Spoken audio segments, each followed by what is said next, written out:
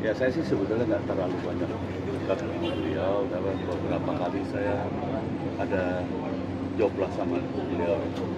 Beliau tuh orangnya apa ya, menurut saya seniman banget ya. Dia selalu berbicara sesuatu dan bicaranya selalu filosofis. Makanya saya kaget ternyata dia umurnya lebih muda dari saya setahun. Saya pikir lebih tua dari saya. Saya pikir Mas Dono gitu. Ternyata lebih muda. Dan dia kesan saya itu dia orangnya serius banget. Semua dipikirin, semua dipikir secara filosofis. Terus senang banget sih menurut saya. Masa kehilangan anak bangsa. Iya. Ada satu hal yang saya kadang ketawa, kadang mikir gitu. Beliau mempersoalkan kenapa air minum kita air mineral di bangsa ini. Kenapa nggak air kelapa? Karena kita ternyata pantainya panjang banget dari sini banyak sekali pohon kelapa dan air kelapa. Ini juga ya, ini juga bisa cukup gitu. Itu sih sampai saya sekarang saya tuh selalu mikir dan saya kalau ketemu selalu beliau ngomong itu. Bahkan sampai kalau di anak-anak muda di bawah saya itu yang suka yang lebih kayak gitu filosofis itu Ari Kritik. Saya ketemu, saya ngeliat ya, saya syuting dia masih ngobrol, ada kali 2 jam dia ngobrol sama Ari Kritik. Saya tanya, nangkap, wah dia mau jauh lebih berat dari gua. Iya kayak gitu beliau. Visioner banget ya. Iya. Mungkin bukan hanya visioner, apa ya, hal yang tidak tertangkap oleh kita gitu. Apalagi saya sempat bukan dekat tapi saya sempat apa ya, beliau tuh dekat dengan kelompoknya Mas Dono. Beliau sempat dekat dengan adik kelas Mas Dono yang sesama dosen gitu. Dan kira-kira apa ya, sama Marco geng, jadi gitu aja sih sebetulnya yang membuat agak lebih dekat. Pernah ada obrolan untuk sebuah karya bareng nggak sih? Iya. Ya makanya tadi saya bilang saya termasuk sih mungkin jarang ya. Hanya kalau lagi ada acara. Cuman ya buat saya dia seniman banget. Belum pernah yang menghadapi senior. Saya mikirnya beliau sampai sekarang senior. Belum pernah menghadapi senior kan kayak dia. Tapi sejauh ini artinya kan kalau orangnya sangat visioner ya. Dia pengen ada rencana kerja bangsa sedunia gitu kan. Nggak pernah. Karena beda banget ya. Barat dunia beda banget dunianya kan. Kalau beliau kan memang yang kalau saya kan selalu dulu punya Imar nih, kalau saya boleh tarik ke belakang, di Warkop kan dulu memang paling laku gitu.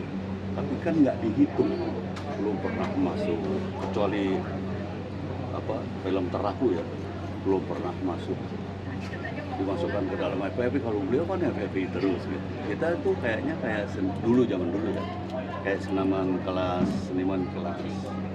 teri lah gitu. Kalau beliau kan memang seniman banget.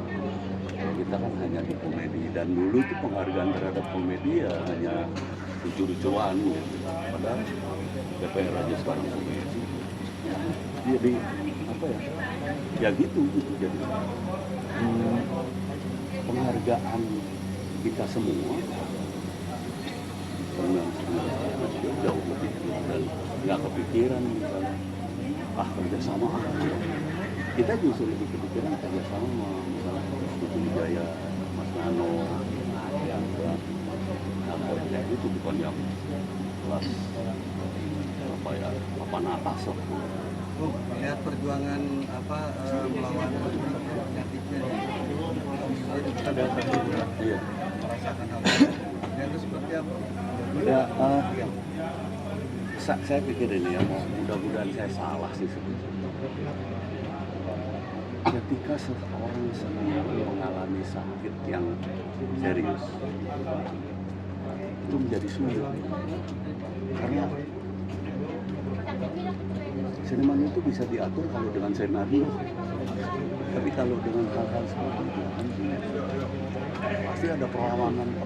Nah, hidup ini banyak sekali hal-hal filosofis yang mendasari mereka menjadi ada perlawanan terhadap misalnya hidup ini sekali misal. Jadi kadang-kadang ketika seniman mulai sakit kayak gitu kuatin. Jadi apa ya? Tidak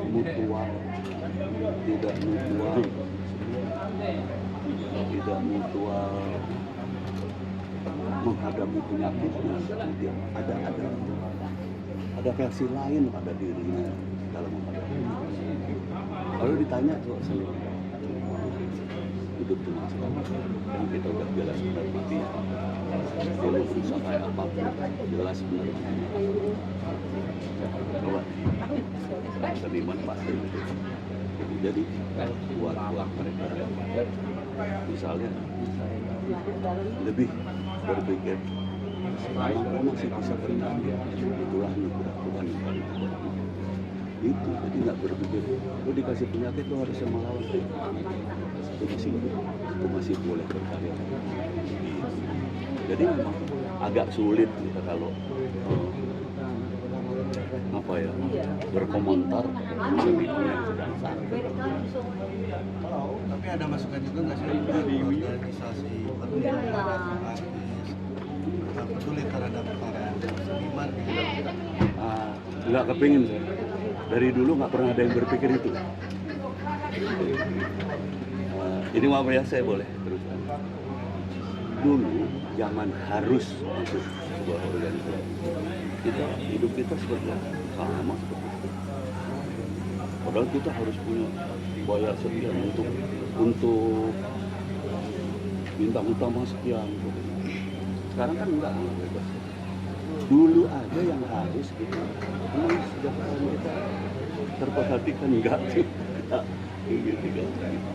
Jadi mohon maaf sekali kalau saya masih kurang percaya organisasi profesi di Indonesia ini. Yang jelas saja, advokat ada berapa organisasi? Gitu ya. Kalau emang semuanya bisa disejahterakan pasti cuma satu. Di mana-mana cuma satu. Jadi ya saya nggak terpikirkan, nggak kepengen juga berpikir. Harusnya mereka jauh-jauh lebih pintar kan pengurus-pengurus. Harusnya mereka maaf nih, agak kontroversi. Mas Indro sama Mas Ray kan untuk menjadi artis kan melalui perjalanan panjang. Mas Ray kan di teater. Iya. Nah itu akan bisa menjadi contoh untuk artis-artis muda sekarang. Oh iya. Mungkin maaf kalau buat seniman, kalau misalnya general gitu kan jelas prestasinya dia perang. Tapi buat seniman justru proses menjadi senimannya itu yang kemudian kita tiru. Dan nampak sekali orang-orang yang prosesnya seperti itu seperti apa hasilnya gitu nampak sekali. Dan apalagi dulu itu sangat jarang orang yang kayak warkop yang kebetulan. Walaupun setelah kami kemudian menjadi terkenal, kami kepingin belajar tuh. Jadi kita belajar bersama, kita gabung sama Mas Putu Wijaya, gabung sama dulu Mas Nano, Rian. Artinya apa? Artinya kita sebetulnya jadi dulu baru belajar. Tapi beda banget pengalaman apa? Terutama dari kami ya. Ketika seseorang yang punya proses seperti Mas Ray, ya itu makanya tadi saya bilang, saya pikir kami menghormati dalam hal senioritas, tapi tadi ternyata udah dari setahun gitu kan. Ya karena itu, bagaimana kami menghormati senior kami yang prosesnya jelas banget. Kalau sekarang kan mohon maaf, banyak yang kayak warkop yang tiba-tiba jadi terkenal gitu. Walaupun mungkin kamu nggak bisa belajar. Tapi kalau dimulai dari tadi proses Iya, juga. iya, tapi kan juga terkenal. Gini, kalau dulu kan TV cuma satu mas, sekian puluh juta ya orang nonton situ. Kalau sekarang TV terbagi, lebih lebih mudah dulu ya mungkin daripada sekarang. Dan sekarang ini penghargaan terhadap proses itu menurut saya agak kurang ya. Kurang Ya artinya gini, orang yang tiba-tiba terkenal ya nggak belajar udah begitu aja. Saya berasa tuh kalau berhadapan sama teman-teman motor terus, oke, oh ya dia menghargai banget sehingga dia belajar terus gitu. Ada yang enggak gitu. Itu saya berasa banget beda sama dulu, beda dulu itu kita saling menghormati. Oleh karena itu waktu kita begitu terkenal, waduh kita paling muda nih, kita paling nggak ngerti apa-apa nih, kita paling kecil mungkin ilmu kita berusaha belajar bahkan mohon maaf menurut saya selalu mas kasih itu haruskan kita selalu belajar karena apa ya penjeleknya terjelek kekhususan di dunia kesenimanan ini adalah kita harus belajar terus tanpa tahu kelulusannya apa, tanpa tahu kelulusannya kapan.